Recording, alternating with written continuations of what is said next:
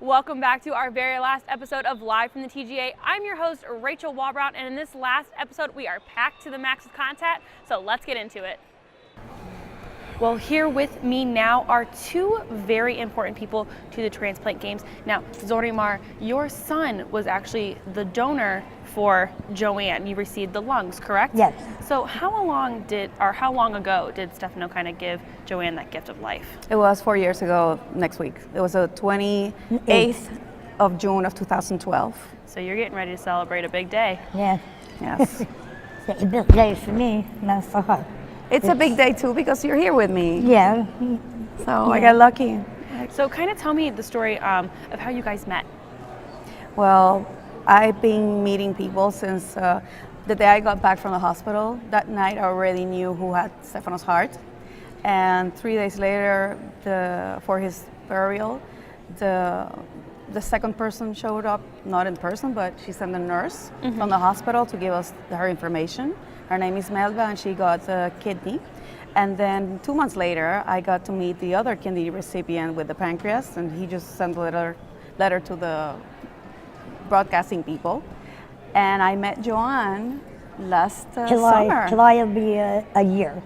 I've been writing her letters from right after I had my transplant, but I never heard from her. And then I did my first games July 2014, and I won a lot of medals. So I wrote her and I said, you know, I would like to present you with the medals, whoever your loved one is, because if it wasn't for him or her, then I wouldn't be here, I wouldn't have been at the games, and I think that they helped me get there, so I owe it to you. Still never heard from her. Yeah. And I contacted New York, Live On New York, I contacted New Jersey Sharing. They were all helping me try to find her, we couldn't. Whoever thought Puerto Rico, right? So then they Live On New York called me and said, I have a donor family that wants to meet you. I thought it was a donor family because I would go on events with donor families. I didn't think it was mine. And then we were talking and I'm like, wait, that's my donor family? And they said, yeah, they want to meet you. And I'm like, oh my God. And that's how we met. Yeah, it was a lot of letter writing, a lot of phone calls, and I tell recipients and donors that if they want to meet, they have to be on top of things. Because her letter came to me, she sent it in June, I got it in October, I wrote immediately back, and it was June of the next year, and I received no communication. And the letter never arrived to the OPO where she is. So it's so healing to meet the people who you give your family's life to. Right. And the doctors should know this too, that some doctors are like, no, you know, it's too emotional. But I think it is healing not only for the donor families, but for the recipients that could say thank you at that moment. And Yeah, because after I met her, I felt a lot better. Like I was able to express myself to her and thank her for the gift, because I really was on my way out, and I had 4 children, and my only daughter was just going to college, and all I kept saying is, dear God, you know, I used to smoke, so I had COPD, and I prayed to God so hard, if you get me a lung, you know, I'll never smoke again, and I'll help people quit, and I do. I have a Facebook page for quit smoking, and I will never smoke again. And then we just went from there. I went to Puerto Rico and we did events together. You know, she met the kidney recipient. I met the kidney pancreas recipient. Yes. Yeah. Well, that's fantastic, you guys, and you guys came a long way here to the Transplant Games here in Cleveland to kind of keep spreading that word. I'm so glad that you wanted to share your story with me. Yeah, I brought 14 people. We are Team Gift of Life Puerto Rico. It's the first time we come as a team, and it has been done within the last 6 months, basically, since we got Joanne's present. And in Puerto Rico, nobody knows. So then I said, oh yeah, the transplant games, they're like, well, tell me about it. So I did, and then that's how she got here. Well, it's all about continuing to spread that message. We have a Facebook page, and we have a foundation for Okay. Stefano. It's fundacionstefano.org if you want to come join our page. And we have in Facebook Fundación Stefano, and Twitter and Instagram at Team Stefano PR. And that's the way, you know, we create awareness for healthy people to be able to get conscious enough about the day that maybe it could be you that needs a transplant or a family member, and to say this is the biggest gift you can give, Yes, not it to a is. stranger only, but to your family once you're not here anymore. That has healed my heart to be able to talk to her. We have a, you know, a relationship. It's not we're together every day because she lives in New York, I live in Puerto Rico, but you know, whenever you feel blue. We blow each other. Yeah. We'll text each other. We got Facebook together. And the children, I have a daughter, my daughter's 17 and she's here with us today, And my her daughter's daughter, 23. and they They get communicate. along. They get along very well, thank God. Well, you guys are definitely making a difference in the world. Thank you guys so much for being here with me today. Thank you Thank you. for the Thank opportunity. you so much. And with me on stage now is the Division II winner of Lyrics for Life. Now, Robin, can you kind of tell me why you are here and what made you want to compete in Lyrics for Life? So I love to sing. It's always been one of my passions to be able to sing. So when I heard about the competition, I instantly thought, okay, let's give it a shot, see what happens. We had to submit a video online, and then the judges would look at those and pick the top 12. So when I found out that I was in the top 12, I was pretty excited, and I was like, okay, now this is real. I've got to start booking things and stuff like that. And for me, a lot of my donation had to do with God. And so when I found out, and in my audition tape, that I was going to be here, then I said, what a better way to be able to testify to people and to share God's word than this. So For sure. So are you here as a supporter, a donor, recipient? Kind of what's your story? I'm a living donor. So I was going to donate to a friend of mine at our local church who was in our church band. And about October, before our December transplant date, we found out that there was someone from North Carolina as well who wanted to donate to his friend, but they weren't a match. Right. But he was a better match for my friend, and I was a match for his friend. So we ended up doing what we call a four-way swap, and everything went well. So my creatinine level's at a 0.8, which is as normal as if I had 2, which is another God-given gift. Both of the recipients are doing quite well. My recipient I got to meet, and this is his 3rd kidney transplant, and he's doing well, no signs of rejection. My friend from church is also doing very, very well, and only has to go to the doctor once every year, so he's recovering quite well. And then the other donor is doing awesome, just up and running. Well, what a story, and congratulations on even wanting to just get involved, and you ended up helping other lives, and you didn't even expect to do that. Right. So kind of what does it mean to be here for you and kind of singing on the stage to this wonderful community? I think it's an amazing way to share God's word. That means a lot to me, and it means so much to be able to talk with other people and to hear how the music, not only from myself but from the other contestants, affected them, and to look out into the audience and be able to see their reactions and to hear their applause and to feel their energy has meant a lot. So yeah, and this is our first time at the Games, so it's been amazing being able to meet people and hear their stories and things like that too. So what do you think music can do for organ donors and recipients and their families? I think it's an inspiration. So, for me, being able to listen to contemporary Christian, even when I'm in a rough spot or I need a little bit of a boost, is something that can pull me out of a dark place and bring light back into my life. Well, I appreciate you being here with me and sharing your story and really helping get that message out there. Thanks so much, Robin. Thank you. All of you guys have been crazy busy this week, and we have had the pleasure of going out and checking out some of your events. So let's see what happened all this week.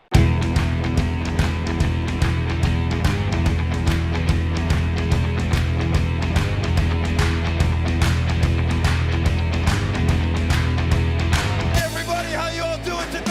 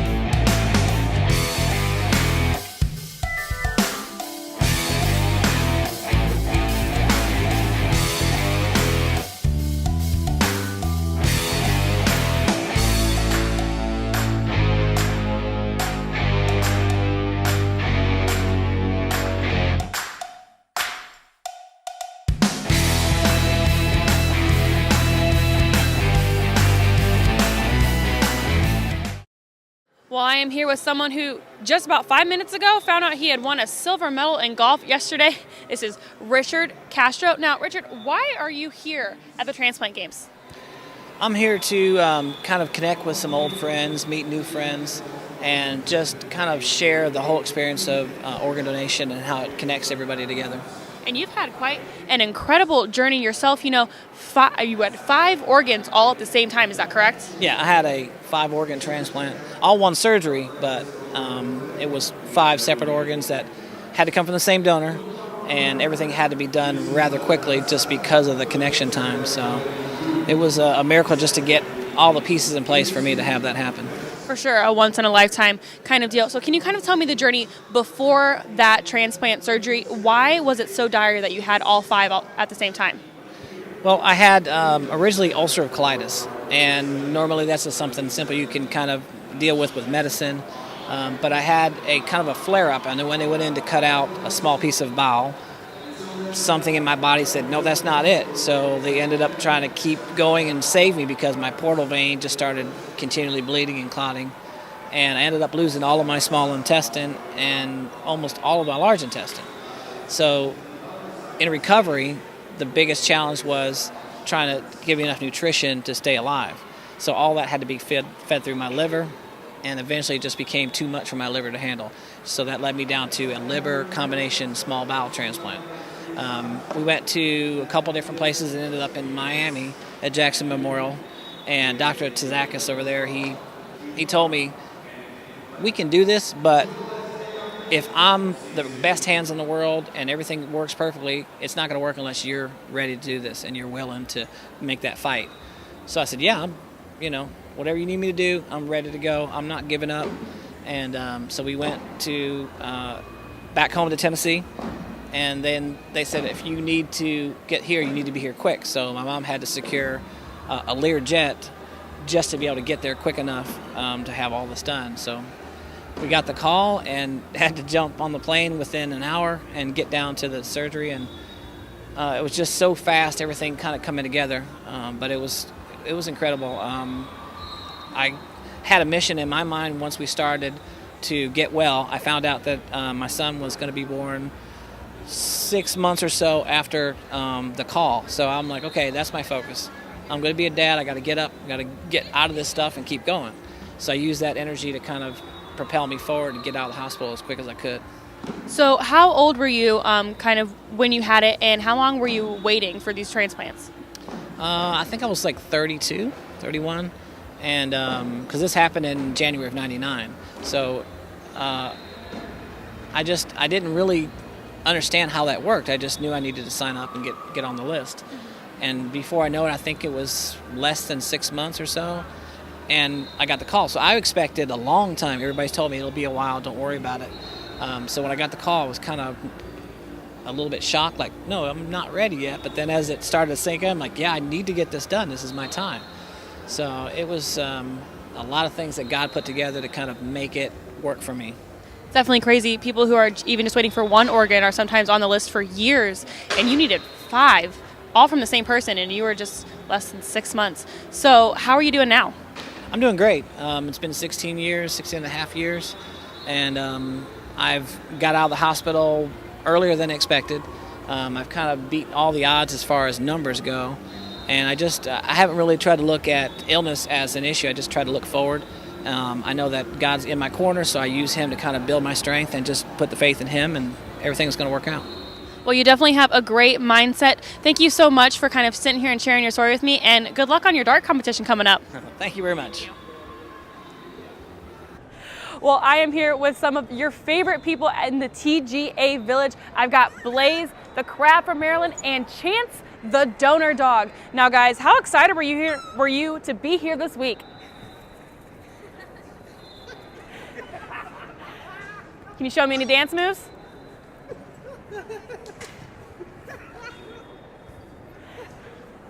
Now, all right, who do you think has the best dance moves? All right, well, I need you to fight it out for the top mascot. We've got a podium behind us. Who's gonna get that #1 spot? Go for it, fight it out.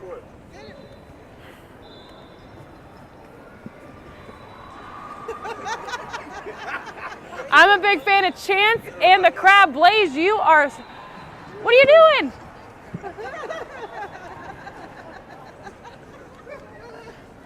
All right, I think I'm gonna have to give my top spot to Chance. Crab, you are number 2. Blaze, number 3, but good job, buddy. One group always front and center at the transplant games is the donor families. Without them, we wouldn't be celebrating the gift of life, and we certainly wouldn't have the games. They are very special to us, but there's another group who is also deserving of recognition and admiration, and those are the people that we've lost. So joining me today is Donna Esposito, Texas team manager, and she's going to talk a little bit about that loss. Hi, Donna.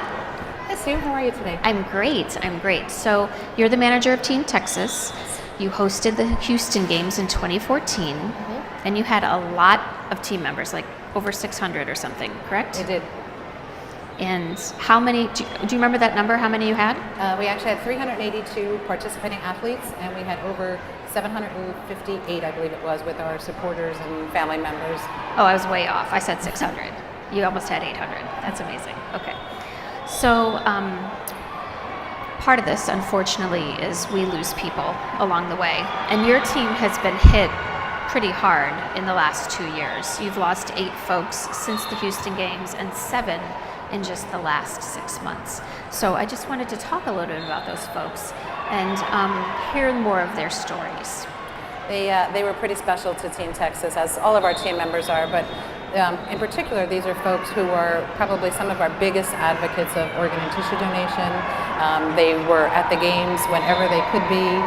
Some of them were first-time game members, but they were, the day after the games were over, they already started talking about coming to Cleveland in 2016. So it did hit us particularly hard.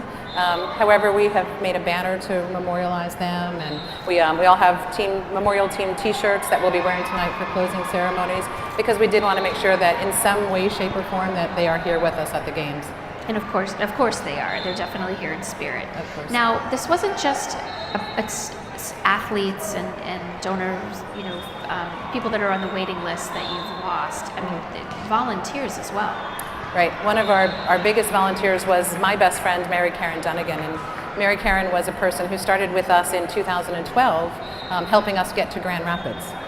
She was probably the first volunteer that we had, other than our family members, and we kid because we always used to say she literally would give you the shirt off your back, because she did that one of our times when we were selling T-shirts. We didn't have the right size, and she happened to have it on over her shirt, and she literally took it off and handed it to the gentleman so that he could buy a shirt, and she gave him her green bracelet and wanted to make sure that he signed up to be a donor. So she was a tremendous part of Team Texas, and we miss her terribly. What a she great also story. was a tissue donor as well. That's an amazing story. So we showed an in memoriam video at the opening ceremonies, and we're going to take another look right now. Good? Thank you. Hey. Is it peaceful? Is it free like they say? Does the sun shine bright forever? Have your fears and your pain gone away? 'Cause here on earth it feels like everything good is missing since you left. And here on earth everything's different.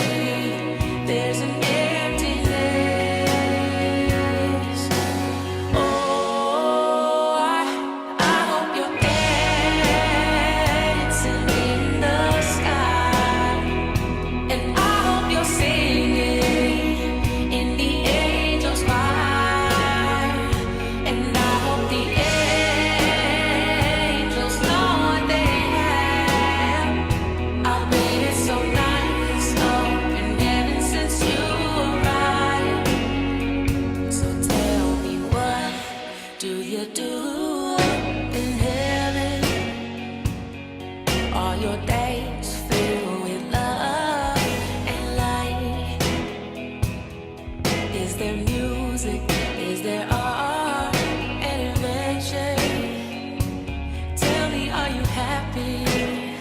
Are you more alive? 'Cause here on earth it feels like everything good is missing since you left. And here on earth everything's different. There's an emptiness. Oh, I hope you're dancing in the sky, and I hope you're singing in the angels' choir, and I hope the angels know what they have. I bet it's so nice up in heaven since you arrived, since you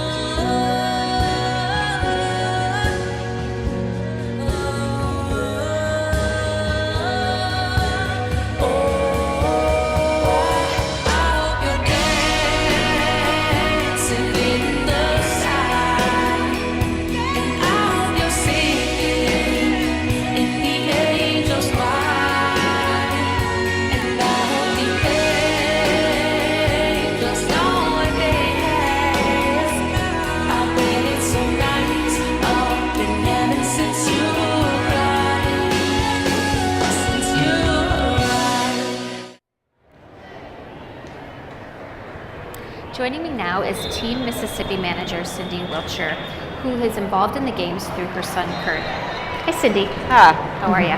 I'm doing good. So Kurt was an icon with Team Mississippi. 28 U.S. medals, 8 world medals, went to Sweden, went to South Africa. But he had a really great goal. Can you tell us about it? Kurt had decided early, like after his very first games, that each year he was going to enter a different event, and his goal was to actually medal in every event. And so each year he picked up a new event, dropped an event and picked up an event. And so he had actually medaled in bowling, swimming, track and field, badminton, table tennis, and he was working his way through the different events because his goal was to medal in each event. And he went to the Sweden games and played an event that he didn't even know how to play. Pétanque. He thought the name sounded cool, so he registered for it, and some Frenchmen taught him how to play when he got there, and he won the gold. That's amazing. I mean, that's a true athlete, right? Like, you don't even know what the game is, and then you win a gold medal. It's pretty amazing. So Kurt passed in March, and he faced some serious challenges, but he was a fighter. So can you talk about that? I would say probably first and foremost, it would be his faith in God that got him through the challenges. And then I would say it was probably determination and persistence. Anything he approached in life, including sports, it's like he wanted to know what the rules were. And it was more, not as much a sense of fair play as much as he wanted to know what all the options were. He wanted to know what he could look forward to, you know, how he could change it. And so that's how he did his cancer treatments too. And in December, the doctor came in and said, you know, basically we're out of options. He said, you know, the cancer's growing faster than we can treat. And I mean, the doctor was telling us all of the things to expect, and Kurt was not saying anything. And the doctor looked at Kurt and he said, "You're not saying anything. What do you have to say about this?" And Kurt looked at him and he said, "It's not over. I'm not done yet." And so the doctor got up and shook his hand and said, "Oh, I'll see you in January." And you know, he had a couple more months, and that couple more months was more memories. You know, it was more time to spend with his family, his baby. It was, you know, a few more months of memories. Well, so it was just the determination. He had a reason to fight. He did. His wife and a very young daughter, and she is now 18 months old? 19 months old now. 19 months old now, but he was able to experience some of her first moments. That's right. He got to see her have her first Christmas. You know, he got to go to the park, got to go to the zoo, have her first birthday party. You know, hear her say "Dada," got to take her first steps, and he would have missed all that. So, Right. definitely some major milestones. Absolutely. Really, really great moments for them as a family, I'm sure. Yeah. Well, we lost Kurt in March, and now we're here in June, and you're here, and your team's going strong. So, you're gonna- Why did we come? Why? Well, after Kurt passed, his wife Suji said, "You know what?" She said, "I wouldn't have Alan Grace if I didn't have Kurt, and we wouldn't have Kurt if we didn't have an organ donor." And she said, "I want her to experience the whole transplant community because this is like a family to everybody. I mean, this is a family reunion for us." And Kurt was super proud of being a liver recipient. I mean, he told everybody knew that he had a liver transplant, a lady's liver at that. I mean, he made sure that everybody knew it. And he loved the games. And so, you know, we're here to honor him because, like I said, he loved the games, and his wife wanted his baby to experience this family. So we're here, and we'll continue to go. That's wonderful. Thank you so much for sharing your story Thank you. and your memories about Kurt. What a guy. Thanks so much. So as the 2016 Cleveland Games come to a close, let's be thankful we were able to come together to celebrate, reconnect with each other, celebrate the gift of life. But the work is not done. As we heard from Cindy, as we heard from Donna, we still have work to do. So let's carry this momentum forward to 2018. Thanks so much. Unfortunately, that is all the time we have for the Transplant Games in Cleveland for the last time. I'm your host, Rachel Walbrown. Please continue to follow us on social media at Transplant Games. Thank you all so much for sharing your stories with me, and I can't wait to see you again soon.